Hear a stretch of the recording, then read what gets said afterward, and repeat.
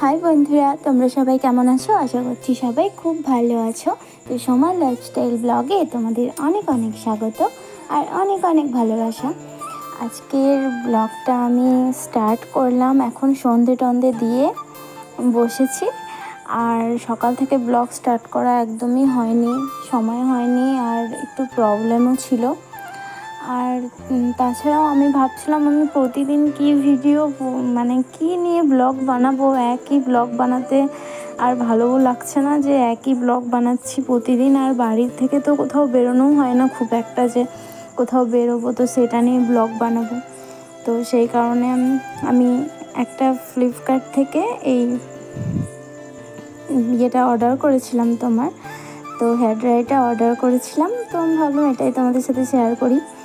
তো দেখো, আমি প্রথমে একটা অর্ডার করেছিলাম, এটা একই কালার একই সব কিছু, কিন্তু ওটা একটু প্রবলেম ছিল, একটু খারাপ ছিল। তো সেই কারণে ওটাকে আবার রিটার্ন করে দিয়েছিলাম। তো তারপর আমি আবার এটা অর্ডার করেছিলাম।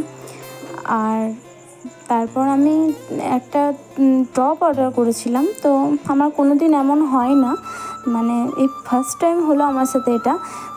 মানে রং প্রোডাক্ট চলে এসছে একদমই। দেখো, এটা একটা কিডস প্রোডাক্ট চলে এসছে, মানে একটা বাচ্চাদের টপ আর 2 পিস, মানে 3/4 প্যান্ট যেগুলো হয়।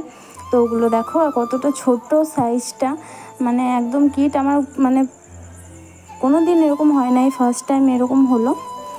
তো কী করবো, এটাকে রিটার্ন করা হবে কি না আমি তাও জানি না, আশা করি হবে। আমি রিটার্ন অপশান দেখে নিইনি, তো দেখতে হবে ওটা রিটার্ন করা যাবে কি না। তো এখন আপাতত রেখে দিয়েছি। আর আজকেই আমার এসেছে পার্সেলটা, আর এরকম কোনো দিনও হয়নি, আমার এই ফার্স্ট টাইম হলো।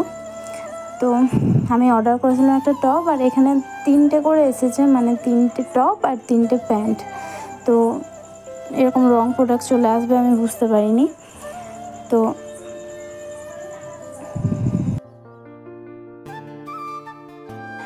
এই দেখো কালারগুলো, এই টপগুলো, আর টপগুলো দেখো একদম ছোট্ট, মানে ওই 10 বছরের 11 বছরের মানে মেয়েদের হয়তো হবে এরকম। আর কালারটা ছিল ইয়েলো। আরও 2টো টপ কিন্তু ভেতরে আছে, মানে একসাথে 3টে করে এসছে, তোমাদের আগেই বললাম। একটা রেড কালার, আর একটা ইয়েলো কালার, আর একটা ওই মেরুন ধরনের এই কালারটা। তো এই 3টেই এসেছে। তো দেখবো আমি কি করা যায়। এটা যদি রিটার্ন না করা হয় তো তাহলেও কিছু একটা তো করতে হবে। আমার এত খারাপ লাগছে, মানে ফার্স্ট টাইম এরকম হলো, তো সেই জন্য আমার এত খারাপ লাগছে আর রাগও লাগছে ভীষণ। আর যেটা আমি অর্ডার করেছিলাম সেটা তো আসেই নি, কিন্তু দামটাও একই নিয়ে নিয়েছে, সবই একই, শুধু খুলে দেখছি যে অন্য প্রোডাক্ট, এত প্রবলেম করছে। আর ওরকম আমার হেয়ার ড্রায়ারটাও ওরকম হয়েছিল, আমি নিয়েছিলাম, অর্ডার করেছিলাম। তো তারপর দেখছি ওই যে সুইচটা রয়েছে যেখানে ওই রেড কালারের, ওই সুইচটাতে প্রবলেম করছিল। মানে আগে যেটা নিয়েছিলাম একই কালার একই ডিজাইন সব একই নিয়েছিলাম, বাট ওই সুইচটার কাজটা যখন এই প্লাগটা ঘুষছিলাম, মানে সুইচটা টাচ করছিলাম, কিছুই হচ্ছিল না। মানে ওটা হয়তো খারাপ ছিল বা সামথিং কিছু ছিল, সে কারণে ওটা রিটার্ন করে আবার একই রকম নিয়েছি। হ্যাঁ, কিছুদিন পরে নিয়েছি, সঙ্গে সঙ্গে নিইনি। তো